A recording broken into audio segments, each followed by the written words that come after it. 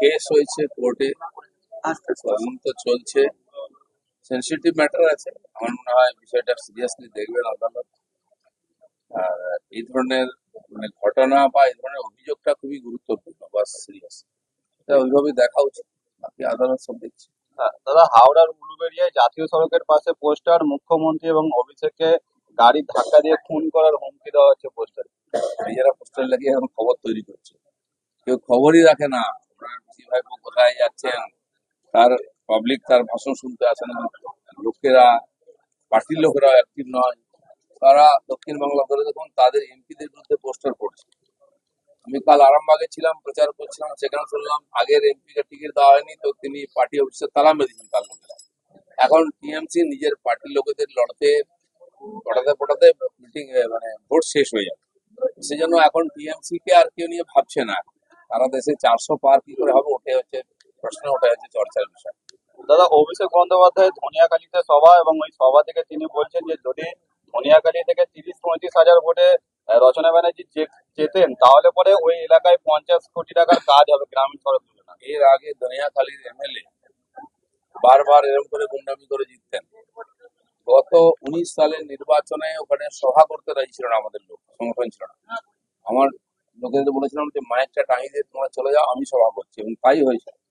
কয়েকজন মহিলা সামনে বসেছিলেন, পুরো ফাঁকা মাঠ ছিল, মাইক ছিল, আমি ভাষণ দিচ্ছিলাম। আর ভোটের পরে যখন যাই, ওইখানে দাঁড়াবার জায়গা ছিল না, বাস স্ট্যান্ড ফার্স্ট স্ট্যান্ড ভরে গেছিল। এবারে তো ওদের কাছে লোক নেই, যারা ভয় দেখাতো, মারপিট করতো, তারা এখন চুপ হয়ে গেছে। তারা বুঝে গেছে ওদেরকে ব্যবহার করা হয়। সেই জন্য ওইটা ভুলে যান যেন, অসীমা পাত্রের বিধানসভা থেকে কোনো লিড ওরা পাবেন না। বাকি জায়গায় একই অবস্থা আছে। দাদা, হাসনাবাদের টিএমসির অঞ্চল সভাপতি আখের আলী, আর তিনি যেটা প্রকাশ্য সভা থেকে বলছেন যে 4 তারিখের পর আমরাই থাকবো, কেন্দ্রীয় বাহিনী থাকবে না, তখন দেখে নেবো। অনেক নেতা এই কথা বলেছেন। ওনারা কোথায় থাকবেন 4 তারিখের পর ওটা ঠিক করুন। পশ্চিমবাংলায় নিজের গ্রামে থাকবেন নাকি অন্য কোথাও থাকবেন। মালদা থেকে আরম্ভ করে বহু জায়গায় ওদের নেতারা ডায়লগ দিয়েছিলেন, মানুষ মুখে ঝামা ঘষে দিয়েছে ভোট দিয়ে, আর কোনো আওয়াজ নেই। এই আছে দক্ষিণ বাংলার কিছু জায়গা যেটা মারপিট করে ভোট করে, ওইটা যেন ভুলে যায়। বসিরহাটের মহিলারা যে আওয়াজ দিয়েছেন আর যে প্রতিরোধ করছেন, দেখা দেখি পুরো দক্ষিণ বাংলা জুড়ে যেটা প্রতিরোধ হচ্ছে, মানুষ বুঝিয়ে দিচ্ছে টিএমসির দিন শেষ। দাদা, ঝাড়গ্রামে তো সভা মঞ্চে যেটা দেখা গেল যে মুখ্যমন্ত্রীর হাওয়াই চটি ছিঁড়ে গেল, তিনি সেফটি পিন লাগাচ্ছেন এবং সেটা লাগাতে গিয়ে হাত দিয়ে ফুটিয়েও ফেললেন।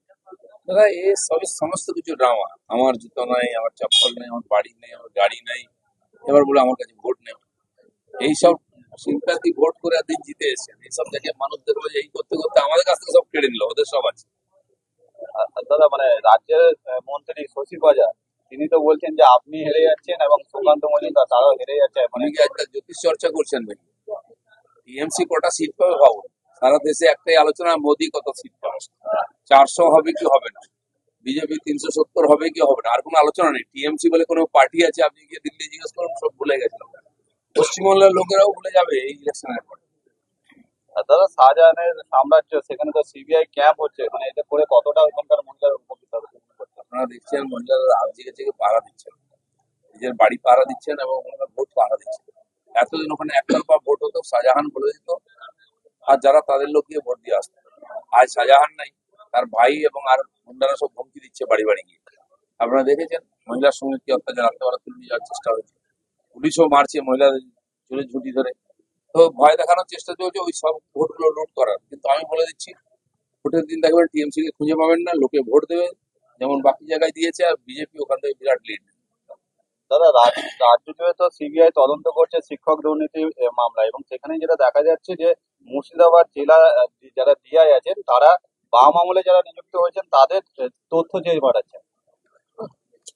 কবে থেকে লুট শুরু হয়েছে আর কারা কারা এই চুরির চাকরি পেয়েছেন সেটা নিশ্চিত নয়। তদন্ত তো অবশ্যই হওয়া উচিত। আর সিপিএমের আমলে দুর্নীতি হয়নি এটা কেউ বলতে পারবে না। তখন স্কুলের এক একটা স্কুলের ম্যানেজিং কমিটি পয়সা নিয়ে চাকরি দিত। ছোট ছিল, 3 লাখ 4 লাখ 2 লাখ দিয়ে চাকরি হয়ে যেত।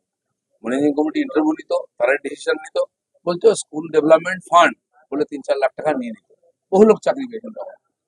এবার এসএসসি পরীক্ষার পরে যে ধরনের আর এই ধরনের চুরি করা হচ্ছে, সেটা তথ্য প্রমাণ এসে গেছে, তো তদন্ত তো হওয়া উচিত। দাদা, দেশ তথা রাজ্য জুড়ে দেশে কখনো বলা হচ্ছে বিজেপি 214, কখনো 270 মেজরিটি পাবে না, রাজ্যেও একই কথা বলা হচ্ছে। তো একটা জ্যোতিষ চর্চা চলছে। আমি বলছি বিজেপি নিয়ে ভাবার দরকার নেই। মোদি বলেছেন লোক ভোট দিয়ে 400 করে দেবে। আপনাদের কত সিট থাকবে? আপনারা কি মার্কেটে থাকবেন? অনেক পার্টি গতবার উঠে গেছে। আপনারা হিসাব করে দেখুন, 19 সালের ব্রিগেড সমাবেশে মমতা ব্যানার্জি সবাইকে ডেকেছিলেন, সব পার্টির নেতাদের, মোদি হটাও দেশ বাঁচাও। ওনার 12টা সিট কমেছে। বাকি যারা এসেছেন তারা পার্লামেন্টে পৌঁছতে পারেননি। সিপিএম এর পার্টি শূন্য হয়েছে এখানে। আর তাই কেউ মমতা ব্যানার্জিকে আর ডাকছে না, সারা দেশে কেউ ডাকে না। যদি ইন্ডিয়া অ্যালায়েন্স থাকে, আর মমতা ব্যানার্জি এত পপুলার লিডার, দু একটা রাজ্যে যেতে পারতেন, এখানে নেই অ্যালায়েন্স সাইড, কেন ডাকেনি? উনি যেখানে যাবেন সেখানে শুকিয়ে যাবে। অখিলেশ কোথায় আছে? লালু প্রসাদের ছেলে উদ্ধব ঠাকরে, যাদের মাথায় হাত দিয়েছেন, হয় তারা জেলের ভাত খাচ্ছে, না রিটায়ার্ড হয়ে গেছে। দাদা আপনি তো রাজ্যের বিভিন্ন জায়গায় ইতিমধ্যে আবার প্রচার শুরু করেছেন, তো মানে ভোট খাওয়ার রাজনীতিকে দিলীপ ঘোষ কি মনে করছে তৃণমূল কটা পাবে রাজ্যে? তৃণমূল মার্কেটেই নেই এখন, তাই ভয় দেখাবার চেষ্টা হচ্ছে। কটা পাবে? গতবারে 1 ডজন কমেছিল, এবারে আরো 1 ডজন কমবে। हमसे जुड़े रहने के लिए हमारे YouTube चैनल को सब्सक्राइब करें और नई वीडियो की नोटिफिकेशन के लिए बेल आइकॉन को दबाएं।